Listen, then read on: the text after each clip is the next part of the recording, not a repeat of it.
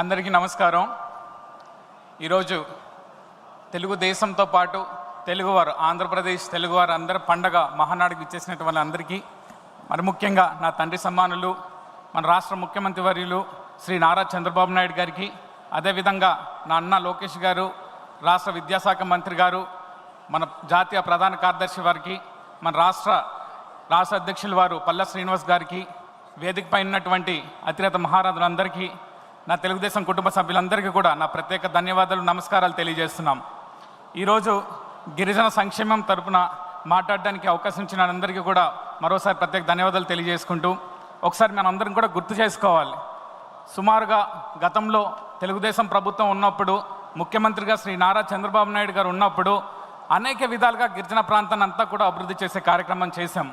అన్ని విధాలుగా కూడా మారుమూల ప్రాంతాల్లో రోడ్లు ఇవ్వడం అయితేనేమి, మారుమూల ప్రాంతాల్లో తాగునీటి సమస్యలు అయితేనేమి, మారుమూల ప్రాంతాల్లో నివసించినటువంటి పేద గిరిజనులకి సొంత ఇల్లు కల నెరవేర్చడం అయితేనేమి, లేకపోతే కష్టాల్లో ఉన్న వాళ్ళందరికీ పెన్షన్లు ఇవ్వడం అయితేనేమి, రేషన్ కార్డులు ఇవ్వడం అయితేనేమి, విద్య ఇవ్వడం అయితేనేమి, అన్ని విధాలుగా కూడా ముఖ్యమంత్రి గారు శ్రీ నారా చంద్రబాబు నాయుడు గారు ప్రత్యేక దృష్టితో ఈరోజు గిరిజన ప్రాంతాన్ని బాగు చేసినటువంటి పరిస్థితి. అయితే ఈరోజు ఒక విషయం గుర్తు చేయాలి. సుమారుగా 2019 నుంచి 2024 వరకు కూడా గిరిజన ప్రాంతం అంతా కూడా అన్యాయం అయిపోయిందని చెప్పి కూడా ఈ సందర్భంగా తెలియజేస్తున్నాం. ఎప్పుడైతే వైసీపీ ప్రభుత్వం వచ్చిందో, ఎప్పుడైతే జగన్మోహన్ రెడ్డి అంత దుర్మార్గుడు మన రాష్ట్రానికి ముఖ్యమంత్రిగా వచ్చాడో, ఆ రోజు మా రాష్ట్రంలో ఉన్నటువంటి సుదీర్ఘ గిరిజన ప్రాంతం అంతటి కూడా అన్యాయం అయిపోయిందని కూడా ఈ సందర్భంగా తెలియజేస్తున్నాం. 5 సంవత్సరాల్లో కనీసం ఎక్కడ కూడా కనీసం ₹1 కూడా ఖర్చు పెట్టి రోడ్లు వేయలేనటువంటి పరిస్థితి, మారుమూల ప్రాంతంలో ఉన్నటువంటి వాళ్ళకి తాగునీడు కూడా ఇవ్వలేనటువంటి పరిస్థితి, అంతేకాకుండా ఒక్క కుటుంబానికి కూడా సొంత ఇల్లు కూడా ఇవ్వలేనటువంటి పరిస్థితి గత 5 సంవత్సరాల్లో చూసాం. అంతేకాకుండా ఏదైతే అక్కడ ఉన్నటువంటి గిరిజనులందరూ ఉన్నామో 70-80% మంది గిరిజన ప్రజలందరూ కూడా బిలో పోవర్టీ లైన్లో బతుకుతున్నటువంటి కార్యక్రమం జరుగుతుంది.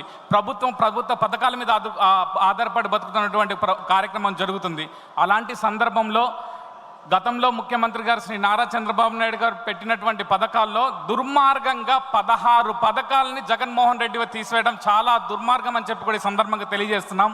అంతేకాకుండా ఆ పథకాలతో పాటు గిరిజన ప్రాంతానికి ప్రత్యేకంగా నిధులు కేటాయించి, ఏదైతే ట్రైబల్ సప్లై నిధులు ఏదైతే ఉంటాయో, గిరిజనుల కోసమే ఖర్చు పెట్టేటువంటి నిధులు ఏవైతే ఉంటాయో, 5 సంవత్సరాల్లో 5,000 కోట్ల రూపాయలు జగన్మోహన్ రెడ్డి దారి మరలించి వాళ్ళ సొంత ఖర్చుల కోసం వాడుకోవడమే కాకుండా దాన్ని దోచుకునేటువంటి కార్యక్రమం జగన్మోహన్ రెడ్డి గారు చేశారు. అయితే ఈ సందర్భంగా మీకు తెలియజేయాల్సింది ఏంటంటే, అక్కడ ఉన్నటువంటి గిరిజన ప్రాంతంలో ఉండేటువంటి ఖనిజ సంపద, బాక్సైట్ అవని, లాటరైట్ అవని, క్యాల్సైట్ అవని, ఖనిజ సంపద అంతా దోచుకునేటువంటి కార్యక్రమం జగన్మోహన్ రెడ్డి చేశాడు. అక్కడ ఉన్నటువంటి బాక్సైట్ని అక్కడ వాళ్ళ బంధువులైనటువంటి వైవి సుబ్బారెడ్డికి, అదేవిధంగా పెన్నా ప్రతాప్ రెడ్డి గారికి అందజెప్పేటువంటి కార్యక్రమం చేయగా, ఇప్పుడున్నటువంటి ముఖ్యమంత్రి గారు రాగానే వస్తూనే బాక్సైట్లో ఉన్నటువంటి అక్కడ ఉన్న ఖనిజ సంపద ఏదైతే ఇల్లీగల్ మైనింగ్ సంపద ఏదైతే ఉందో, ఇల్లీగల్ మైనింగ్ యాక్టివిటీస్ అన్నింటినీ కూడా రద్దు చేస్తూ మన ముఖ్యమంత్రి గారు ఈరోజు ఒక నిర్ణయం తీసుకోవడం జరిగింది. దాంతోపాటు వస్తూనే ఈ సంవత్సర కాలానికి సుమారుగా 8,000 కోట్ల రూపాయలు మన గిరిజన ప్రాంతానికి, గిరిజన ప్రజలకి, మన రాష్ట్రంలో ఉన్న గిరిజన సంతతికి 8,000 కోట్ల రూపాయలు నిధుల్ని కేటాయించి బడ్జెట్లో ఏర్పాటు చేయడం జరిగింది. అంతేకాకుండా మారుమూల ప్రాంతాల్లో ఎక్కడ కూడా అన్కనెక్టివిటీ ఉండకూడదు, అంతా కూడా కనెక్టివిటీ ఉండాలి, డోలీ మోతలతో చావులు ఉండకూడదు, ఎక్కడైనా సరే గిరిజన ప్రాంతం అంతా కూడా సుభిక్షంగా ఉండాలనే ఉద్దేశంతో 1,000 కోట్ల రూపాయలు పైగా ఖర్చు చేసి మారుమూల ప్రాంతంలో ఉన్నటువంటి ప్రాంతాలన్నిటికీ కూడా రోడ్లు వేసేటువంటి కార్యక్రమం చేయడం జరిగింది. ఏదైతే ఇప్పుడు మాట్లాడుకుంటున్నామో పేదవాడి కళ, ఇంటి కళ, గిరిజన ప్రాంతంలో ఉన్నటువంటి గిరిజనులకి 75,000 రూపాయలు అదనంగా ఇచ్చి సొంత కళని, ఇంటి కళని నెరవేర్చినటువంటి ఘనత మన ముఖ్యమంత్రి శ్రీ నారా చంద్రబాబు నాయుడు గారు. మీకు మరో ముఖ్యమైన విషయం చెప్పాలి. ఏదైతే మనకు ఉండేటువంటి గిరిజన ప్రాంతంలో ఉండేటువంటి చట్టం ఏదైతే ఉంటుందో, భూమి రక్షణ చట్టం 1/70 చట్టం కింద ఉన్నటువంటి చట్టాన్ని మన ప్రభుత్వం ఏర్పడిన తర్వాత కొంతమంది వైసీపీ నాయకులు వదంతులు తీసుకొచ్చి ఏదో చట్టాన్ని తీసేస్తారు అనేసి ఒక భ్రమను కలిగించినప్పుడు, నేరుగా ముఖ్యమంత్రి స్థాయిలో ఉండి చంద్రబాబు నాయుడు గారు ప్రెస్ మీట్ పెట్టి గిరిజనులందరికీ హామీ ఇవ్వడం జరిగింది. ఎక్కడ కూడా 1/70 చట్టాన్ని రద్దుపరిచేటువంటి కార్యక్రమం జరగదు. 1/70 చట్టం ఇంతకంటే ముందు కంటే కూడా పటిష్టంగా అమలు చేస్తామని చెప్పి హామీ ఇవ్వడం జరిగింది.